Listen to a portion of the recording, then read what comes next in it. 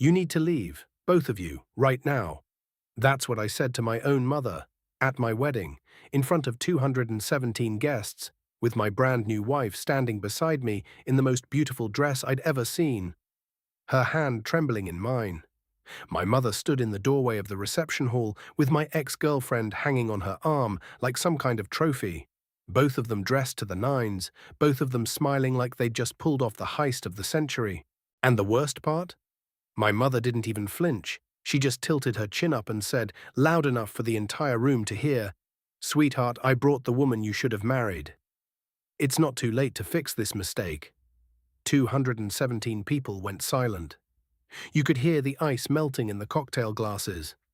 But I'm getting ahead of myself. Let me start from the beginning. My name is Ethan. I'm 32 years old. I'm a structural engineer working for a mid-sized firm in Charlotte, North Carolina, pulling in about $94,000 a year. Not rich, not poor. Comfortable. I bought my first house at 27, a 3-bedroom fixer-upper that I spent 2 years renovating with my own 2 hands. I drive a 10-year-old truck that runs fine. I max out my 401k. I don't gamble, I don't blow money on things I don't need, and I've never asked anyone for a single dollar since I turned 18. I say all of this not to brag, but because you need to understand something fundamental about me. I built everything I have from the ground up, and I did it alone. Because the people who were supposed to help me, the people who were supposed to cheer me on, they were too busy tearing me down. My dad passed away when I was 11, pancreatic cancer. He was 44 years old, and he went from diagnosis to funeral in 9 weeks. I still remember the last thing he ever said to me. He was lying in the hospital bed, his skin the color of old paper, and he grabbed my hand and whispered, "Take care of your mom, buddy. She's going to need you." I was 11, I weighed about 80 pounds, and I took that promise like it was carved in stone. My mom, Linda, was 41 when Dad died, and I'll be honest, she didn't handle it well. Not at first. She spent the first year barely functional. I learned to cook by watching YouTube videos on our old family desktop computer. I did laundry, I packed my own lunches, I walked myself to school. My older brother, Tyler, was 17 at the time, and he checked out almost immediately. Moved in with his girlfriend's family 3 months after the funeral and basically never looked back. So it was just me and Mom, rattling around in a house that was too big and too quiet and too full of Dad's ghost. But here's the thing about my mother. She recovered. She did. By the time I was 13, she was working again, socializing again, dating again. And that's when things started to shift, because as Linda came back to life, she didn't come back as the same person. She came back as someone who needed to be the center of every room. Someone who needed control. Someone who decided, very early on, that her role wasn't just to be my mother, it was to be the architect of my entire life. She picked my clothes. She picked my friends. She picked my classes. When I wanted to play soccer, she signed me up for piano instead because cultured men play instruments. When I got my first B+ in 10th grade, she grounded me for 2 weeks. When I told her I wanted to study engineering, she said, "Why would you want to spend your life doing math? You should be a lawyer. Lawyers make real money." I became an engineer anyway. She didn't speak to me for 3 weeks after I chose my major. But the real problems, the ones that would eventually lead to the most humiliating and most liberating night of my life, those started with Jessica. Jessica Caldwell, my ex-girlfriend. Let me paint you a picture. I met Jessica during my junior year of college at a friend's birthday party. She was 20, blonde, studying communications, and she had this laugh that made you feel like you were the most interesting person in the room. She was charming in a way that felt effortless, like she'd been born knowing exactly how to make people like her. And I fell for it, hard. I fell so hard that I ignored every single red flag that was waving right in front of my face. Red flag number 1, Jessica didn't have a job and didn't want one. She was figuring things out. She'd been figuring things out for 3 semesters. Red flag number 2, she borrowed money constantly. 20 here, 50 there, always with a promise to pay it back that never materialized. By the end of our first year together, she owed me about $2,100 in small loans I'd stopped tracking. Red flag number 3, she had an opinion about everything I did and nothing she did. If I spent a Saturday studying, I was boring. If I went out with friends, I was neglecting her. If I bought myself a new pair of shoes, I was wasting money. But her $400 hair appointments every 6 weeks, that was self-care. But the biggest red flag, the one I should have tattooed on my forehead as a warning to my future self, was how much my mother loved her. My mother adored Jessica, adored her. From the moment I brought Jessica home for Thanksgiving, during our first year together, it was like my mother had found the daughter she always wanted. They texted every day. They went shopping together. They had inside jokes I wasn't part of. My mother started referring to Jessica as my future daughter-in-law before we'd even been dating 6 months. And Jessica played into it perfectly. She complimented my mother's cooking, her decorating, her outfits. She asked my mother for advice on everything. She made my mother feel important, needed, central, all the things my mother craved more than oxygen. I should have known, I should have seen it. But I was 21, and I was in love, and I was so grateful that my mother finally seemed happy that I didn't want to ask too many questions. Jessica and I dated for 4 years. 4 years. And in those 4 years, the relationship slowly, methodically, became less about us and more about her and my mother operating as a unit. They would make plans without telling me. They would agree on things, vacation destinations, holiday schedules, what car I should buy, and then present them to me as decisions already made. If I pushed back, my mother would call me difficult. If I stood my ground, Jessica would cry. And if I held firm on both fronts, I'd get the silent treatment from 2 women simultaneously for days until I caved. The breaking point came on a Tuesday night in March, 3 months before what would have been our 5th anniversary. I came home from work at 6:30 p.m. to find Jessica sitting at the kitchen table of my apartment, the apartment I paid for entirely, with her laptop open, browsing engagement rings. Not for fun. She had a spreadsheet. She had a budget. My budget. She had already talked to my mother about dates, venues, and a guest list. She looked up at me with this smile and said, "Your mom and I think a fall wedding would be perfect. October, maybe." I stood there in the doorway, still holding my briefcase, and something inside me just clicked. Not broke, clicked, like a lock finally turning, and I realized with absolute clarity that I was not in a relationship with Jessica. I was in a relationship with my mother, and Jessica was just the vessel. "We need to talk," I said. "About what? The wedding?" She was already pulling up another tab. "Your mom found this venue in Asheville that—" "About us. About the fact that you and my mother planned my engagement without asking me." She blinked. "I didn't plan it. I'm just helping things along. You were going to propose anyway, right?" I wasn't. I hadn't bought a ring. I hadn't thought about it. And in that moment, standing in my own kitchen, watching my girlfriend plan a wedding I hadn't agreed to, with my mother's fingerprints all over it, I knew it was over. The breakup was ugly. Not violent, never violent, but loud and long and exhausting. Jessica cried for 3 days straight. She called my mother, who then called me 17 times in one afternoon. My mother showed up at my apartment unannounced, let herself in with the spare key I'd given her for emergencies, and sat on my couch with her arms crossed and said, "Ethan Michael, you are making the biggest mistake of your life." "No, Mom," I said, "I'm correcting one." She didn't speak to me for 2 months after that. 2 months of silence, no calls, no texts, no birthday acknowledgement. When she finally reached out, it was to tell me she'd had lunch with Jessica and that Jessica was devastated and heartbroken. "And you really should apologize, Ethan." I didn't apologize. I moved on. And then, 14 months later, I met Sophie. Sophie Chen changed everything. She was a pediatric nurse at Atrium Health, working 12-hour shifts 3 days a week, pulling in about $68,000 a year. She had her own apartment, her own car, her own savings account, her own life. The first time I asked her what she wanted to do for dinner, she said, "I don't know, what sounds good to you?" And I nearly fell out of my chair because no one had ever asked me that before. Sophie was kind without being passive. She was strong without being aggressive. She had this way of listening, really listening, where she'd tilt her head slightly and look at you with these dark brown eyes, and you could tell she was actually processing what you said, instead of just waiting for her turn to talk. She grew up in a big family in Greensboro, 2 sisters, 1 brother, parents still married after 38 years. Her family was warm and chaotic and loud, and everything mine wasn't. The first time I had dinner at her parents' house, her dad clapped me on the shoulder and said, "Any man who makes my daughter laugh like that is welcome at this table any time." I had to excuse myself to the bathroom because I didn't want them to see me cry.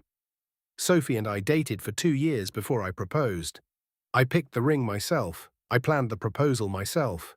I got down on one knee at the botanical garden where we had our first real date. And when she said yes, I felt something I hadn't felt since I was 11 years old. Safe. My mother's reaction to Sophie was complicated. And by complicated, I mean hostile. The first time I introduced them, a casual dinner at a restaurant, neutral ground, my mother spent the entire meal asking Sophie questions that weren't really questions. "So you're a nurse? That must be exhausting. Do you plan to keep working after you have children?" And, "Chen, is that Chinese? How interesting. Ethan's never dated anyone Asian before." And my personal favorite, Ethan's last girlfriend was absolutely stunning. They were together for 4 years. Such a shame it didn't work out. Sophie handled it with more grace than my mother deserved. On the drive home, she put her hand on my knee and said, "Your mum is hurting, Ethan. I don't think it's about me. I think she's scared of losing you." "She's not scared of losing me," I said. "She's scared of losing control." Sophie was quiet for a moment. Then she said, "Well, she's going to have to learn to live with that."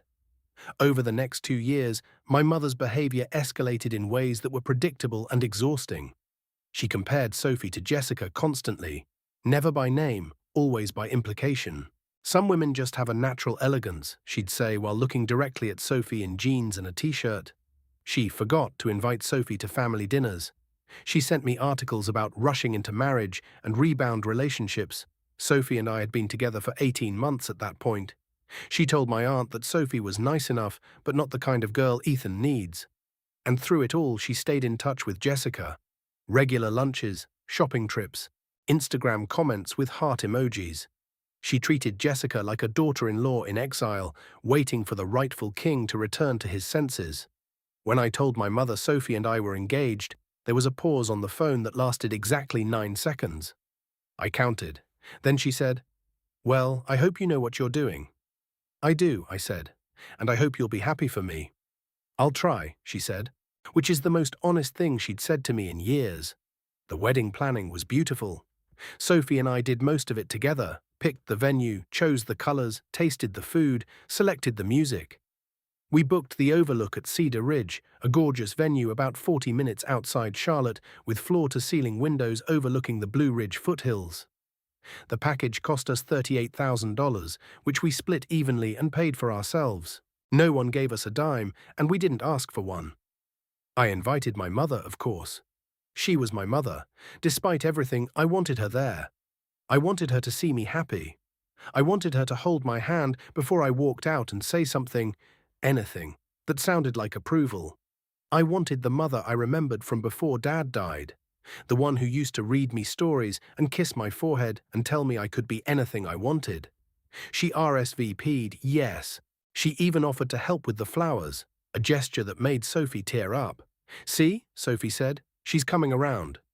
I wanted to believe that. God, I wanted to believe that. The wedding was on Saturday, June 14th, 217 guests. The ceremony started at 4 p.m., under a pergola draped in white wisteria, with the mountains turning gold behind us. Sophie walked down the aisle in an ivory A-line gown with lace sleeves, and when I saw her, my knees buckled. Not metaphorically. My best man, Derek, had to grab my elbow. "Breathe, man," he whispered. "Just breathe." The ceremony was perfect. The vows were personal. We'd written them ourselves. Sophie cried. I cried. Her father cried. Even Derek cried. And Derek once watched a documentary about abandoned puppies without blinking. When the officiant said, "You may kiss the bride," I kissed her like the whole world was watching. And I didn't care, because she was my whole world. The cocktail hour started at 5:15 p.m. in the terrace overlooking the valley. Past appetizers, shrimp skewers, bruschetta, mini crab cakes, an open bar, a jazz trio playing Coltrane. Everything was going exactly as planned. My mother arrived on time. She wore a navy blue dress and a tight smile. She hugged me stiffly, told Sophie she looked lovely, and spent most of the cocktail hour talking to my Aunt Diane and my cousin Marcus. I checked on her twice. Both times she said she was fine. Both times she looked like she was calculating something behind her eyes. The reception started at 6:30 p.m. The DJ announced us, we did our first dance, At Last by Etta James, and dinner was served.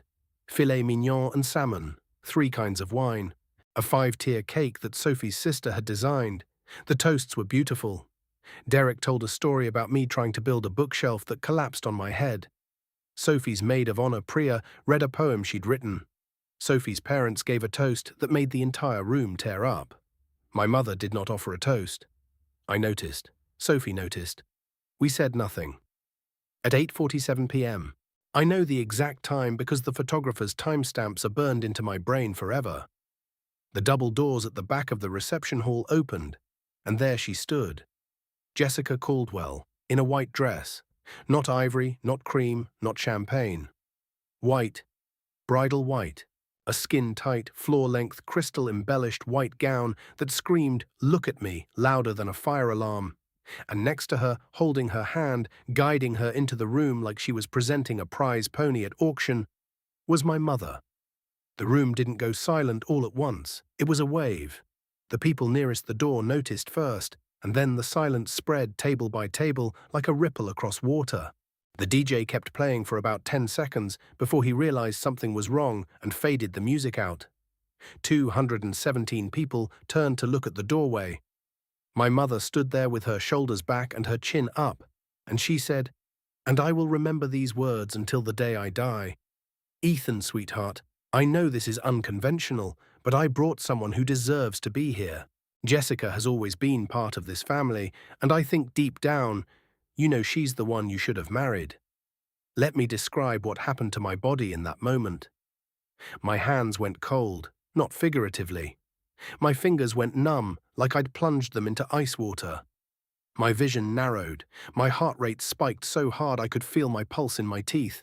And somewhere deep in my chest, a fury so pure and so white-hot ignited that I'm surprised I didn't spontaneously combust right there on the dance floor. But I didn't explode. I didn't scream. I didn't throw anything or flip a table or storm out. I took one breath, then another. Then I looked at Sophie. Sophie's face was... I don't have the words. It wasn't shock. It wasn't anger. It was this terrible, quiet sadness. The sadness of someone who had predicted this, who had tried to prepare for it, and who realized in that moment that no amount of preparation could have been enough. Her eyes were glassy, but she wasn't crying. She was looking at me, just looking at me. And in that look was a question. What are you going to do? I squeezed her hand once, then I turned to face my mother. "Mom," I said. My voice was steady. I don't know how, but it was steady. "You need to leave, both of you, right now." Jessica's smile faltered. She looked at my mother with an expression that said, "You told me this would work." My mother didn't budge. "Ethan, don't be dramatic. I just think..." "I'm not asking you what you think." I took 3 steps toward them. "I'm telling you to leave my wedding. You brought my ex-girlfriend, in a white dress, to my reception, in front of my wife, my family, and every person I care about. This isn't a misunderstanding. This isn't unconventional. This is cruel. And I'm done. Ethan, no." I held up my hand. "You don't get to talk right now. You've had 32 years of talking. You've had 32 years of deciding what's best for me, who's best for me, what I should wear and eat and study and feel and marry. And I let you. That's on me. But this..." I gestured at Jessica, who was now visibly trembling, her designer dress catching the light from the chandeliers. "This is so far beyond anything I can forgive that I don't even know where the line was anymore." My mother's face had gone through several colors, red, white, red again. Her lips were pressed together so tight they'd disappeared. She glanced around the room, at the 217 pairs of eyes staring at her. And for the first time, I saw something I'd never seen on my mother's face before, the realization that she had miscalculated. "Ethan, I did this because I love you," she said. And she said it loud enough for everyone to hear, because even in her worst moment, my mother couldn't resist performing. "No, Mom. You did this because you love control, and you're losing it. And instead of dealing with that like an adult, you decided to blow up the happiest day of my life." Jessica stepped forward. "Ethan, I didn't want to—" "Jessica, stop." I didn't even look at her. "I know exactly whose idea this was, and I know you said yes because you've never had an original thought in your life. You can leave under your own power, or I can have the venue's security walk you out. Your choice." That's when Sophie did something I'll never forget. She walked up beside me, took my hand, looked at my mother and said, "Linda, I've spent 2 years trying to earn your approval. I cooked your favorite meals. I remembered your birthday. I bit my tongue when you compared me to Jessica. I smiled when you forgot to invite me to family dinners. I did all of that because I love your son, and I believed that eventually you'd see that I'm good for him." She paused. "But this tells me everything I need to know. You don't want what's best for Ethan. You want what's best for you. And I'm sorry, but I won't let you hurt him anymore." My mother opened her mouth. Nothing came out. Derek appeared at my side, 6'3", 230 pounds, the kind of guy who looks like he could bench press a Buick. "Linda," he said calmly, "I think it's time." My mother looked at Derek, looked at me, looked at Sophie, looked at the 217 guests, some of whom had their phones out, some of whom were whispering, some of whom were just sitting in stunned, open-mouthed silence. And then she turned around, grabbed Jessica's arm, and walked out. The door closed behind them with a sound that felt like a period at the end of a very long sentence. For about 15 seconds, nobody moved. Then the DJ, God bless that man, put on September by Earth, Wind and Fire, and Sophie's dad stood up, raised his glass and shouted, "To the bride and groom!" And just like that, the room erupted. People cheered, people laughed, people hugged us. Sophie's mom was crying into a napkin. My Aunt Diane grabbed my arm and said, "I've been waiting 20 years for someone to say that to your mother." We danced until midnight. We cut the cake. We did the bouquet toss and the garter. We took photos under the stars with the mountains behind us. And somewhere around 11:30 p.m., while Sophie was dancing with her little niece, I stepped outside onto the terrace alone and cried. Not sad tears, not angry tears. Just release. Like I'd been holding a weight I didn't know I was carrying, and someone had finally told me I could put it down. But the story doesn't end there. Not even close. By Sunday morning, my phone had 43 missed calls, 27 from my mother, 9 from my brother Tyler, who hadn't called me in 4 months, 7 from numbers I didn't recognize. My text messages were a disaster zone. My mother had sent a series of messages that started with, "I cannot believe you humiliated me," at 9:14 p.m. Saturday, and escalated to, "You will regret this for the rest of your life," at 2:38 a.m. Sunday. Tyler's texts were more measured, but no less infuriating. "Mom is a mess. You need to call her. And, whatever happened, she's still your mother." And my personal favorite, "Sophie's family must have put you up to this." I didn't respond to any of them. Sophie and I left for our honeymoon on Sunday afternoon, 10 days in Portugal, which we'd been planning for 8 months. We turned off our phones, or at least we tried to. I made it 3 days before I checked. By Wednesday, things had gotten worse, much worse. My mother had posted on Facebook a long, rambling public post about how her son had publicly humiliated her at his wedding, how she had only wanted to remind him of what he was giving up, and how certain people had poisoned me against my own family. She didn't name Sophie directly, but it was obvious. The post had 347 likes, 89 comments, and had been shared 42 times by the time I saw it. The comments were a war zone. Half the people were sympathizing with my mother. So sad when children turn their backs on family, and she clearly just wanted the best for you. The other half were people who had been at the wedding, dropping truth bombs. "Linda, you brought his ex in a white dress. What did you expect?" And I was there.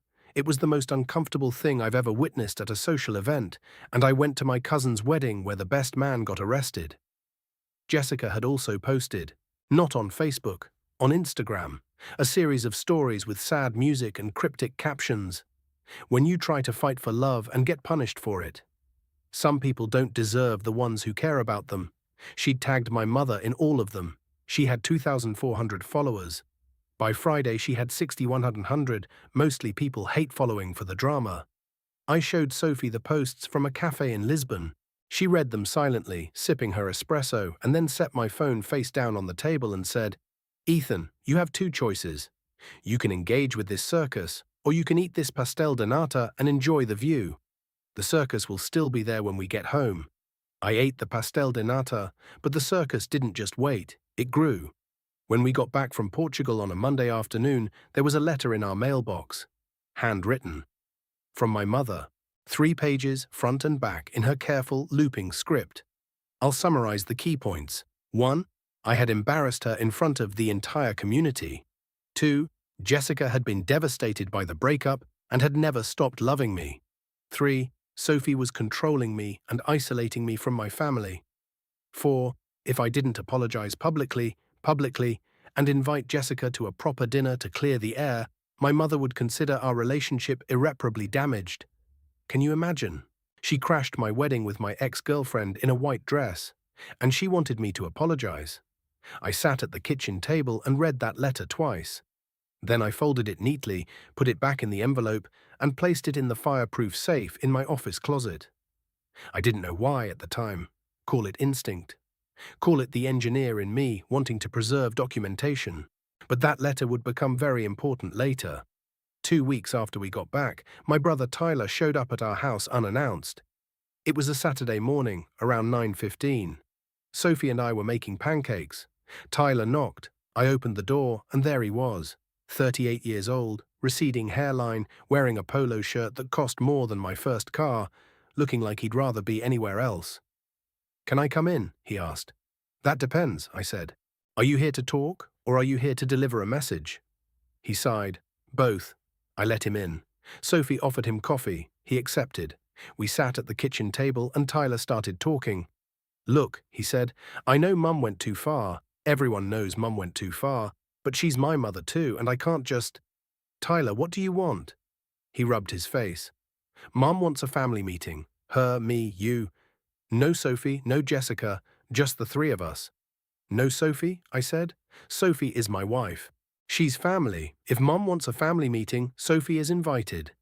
"Ethan, Mum specifically said—" "I don't care what Mum specifically said. Mum specifically brought my ex-girlfriend to my wedding in a white dress. Mum's specifically privileges have been permanently revoked." Tyler leaned back in his chair.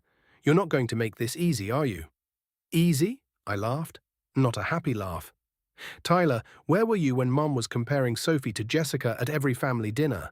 Where were you when Mum forgot to invite my fiancé to Thanksgiving? Where were you when Mum was texting Jessica every day like she was still part of the family? You were nowhere. You've been nowhere for 20 years. You checked out when Dad died and you never checked back in, and now you're here playing mediator because Mum asked you to, not because you actually care about resolving this." Tyler's jaw tightened. He looked at Sophie, who was standing by the counter, arms crossed, face unreadable. Then he looked back at me. "That's not fair," he said quietly. "No," I agreed. "It's not.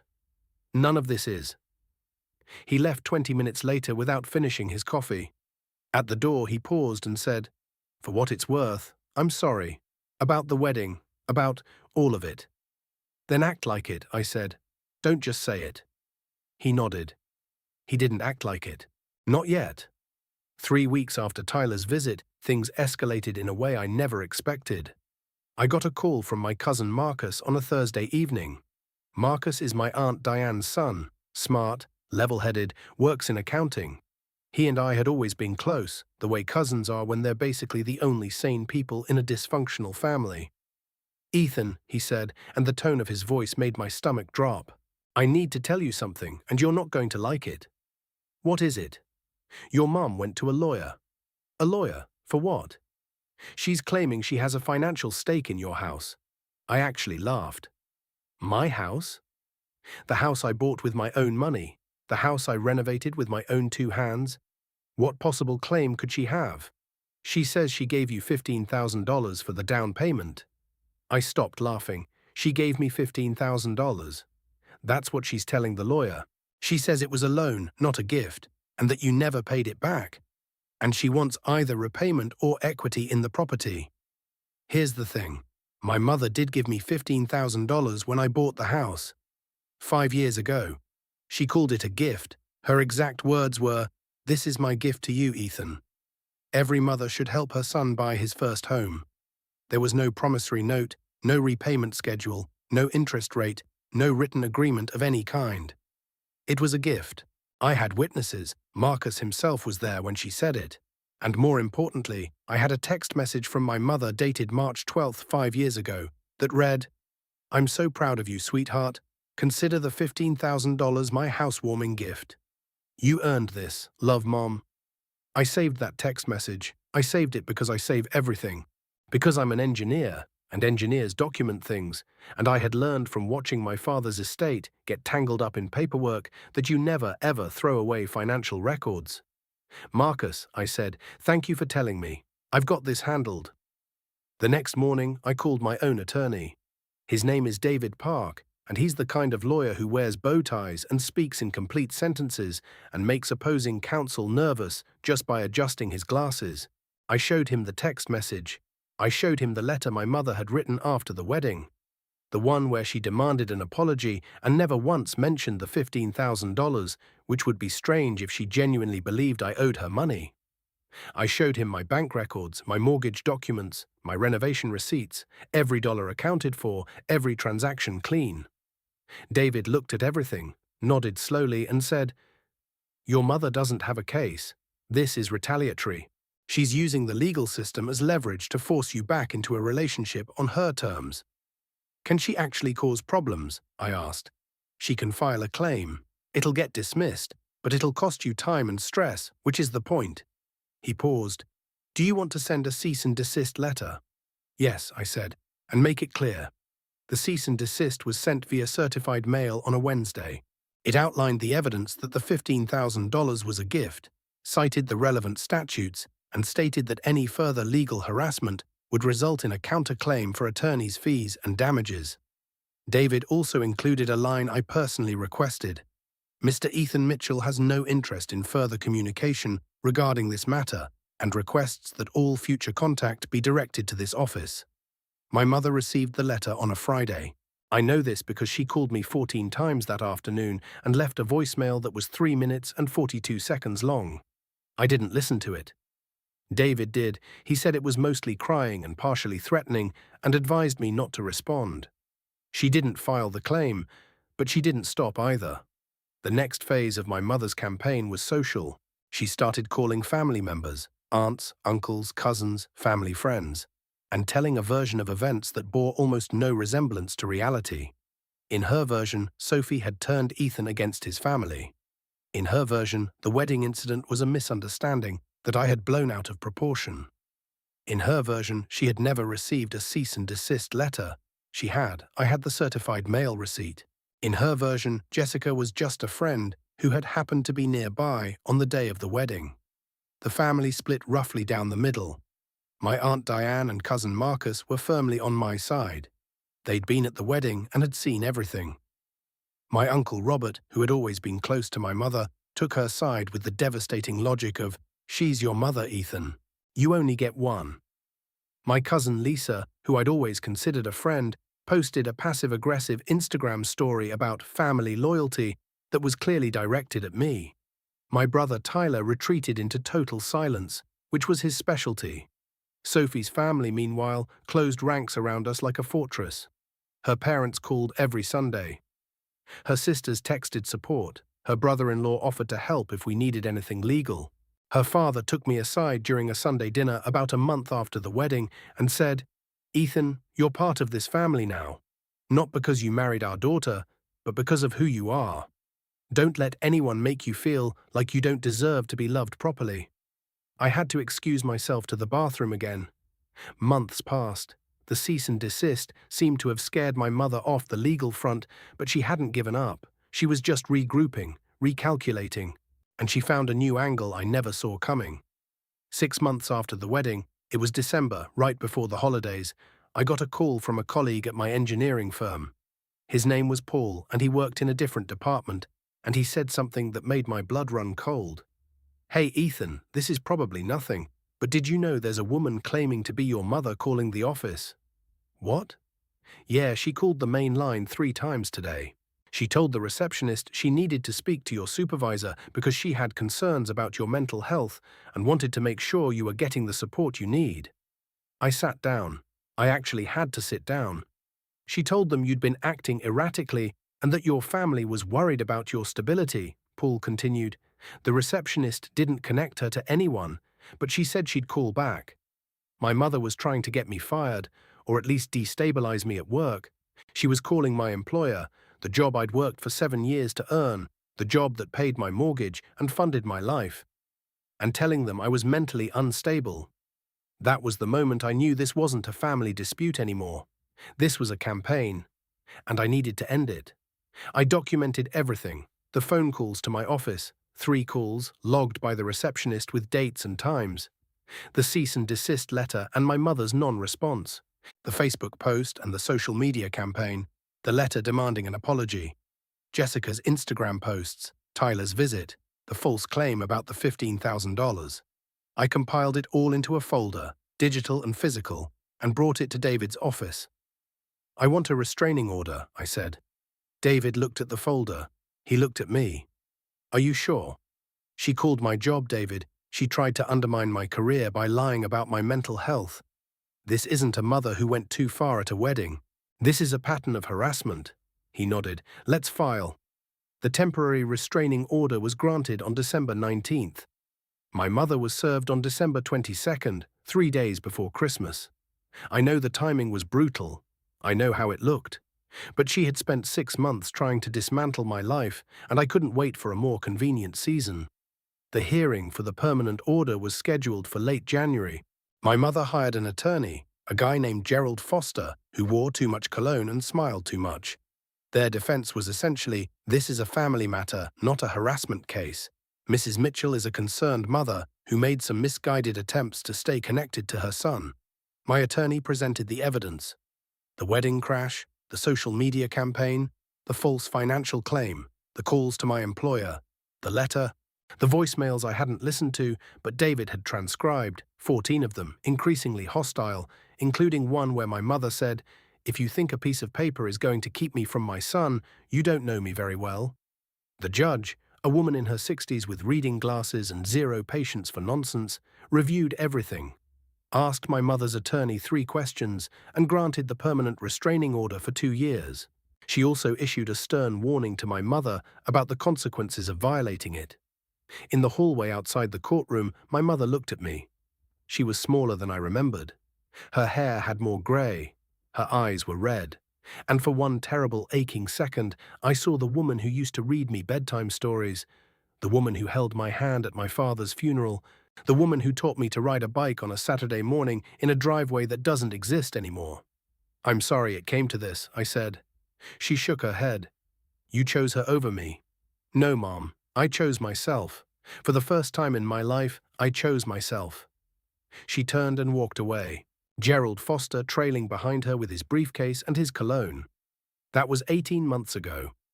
Here's what happened since then. Jessica moved to Raleigh about 4 months after the restraining order was granted. I heard through Marcus that she'd started dating a real estate agent and had deleted all her social media posts about the wedding. I hope she's happy. I mean that. She was a pawn in my mother's game as much as anyone else. Tyler called me once, about 10 months ago. He said, "I should have done more."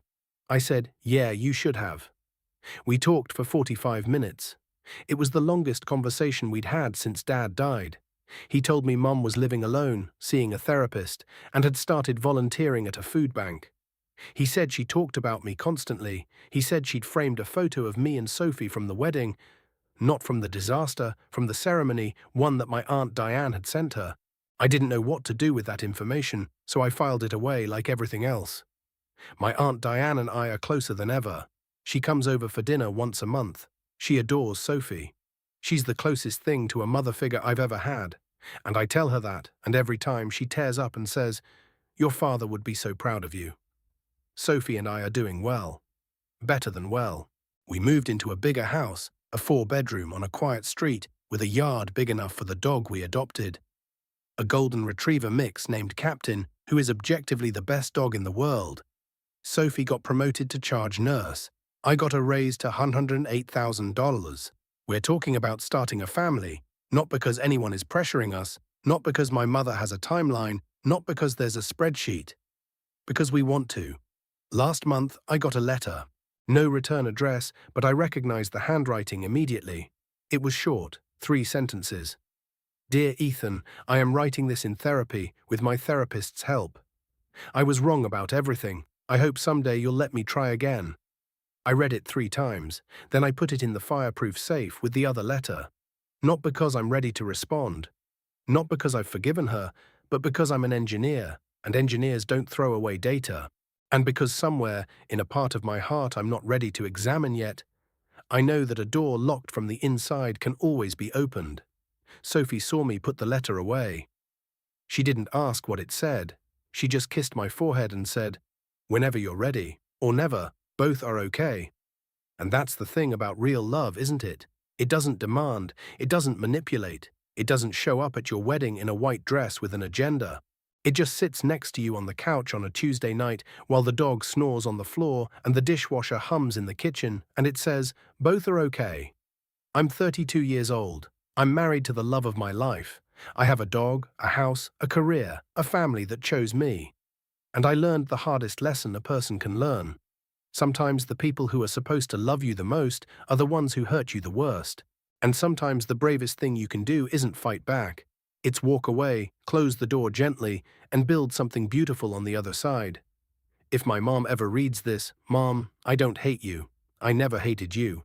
I just couldn't let you destroy me anymore. And if you ever really want to try again, start by learning the difference between love and control. Because what you did at my wedding wasn't love. Love doesn't ambush. Love doesn't humiliate.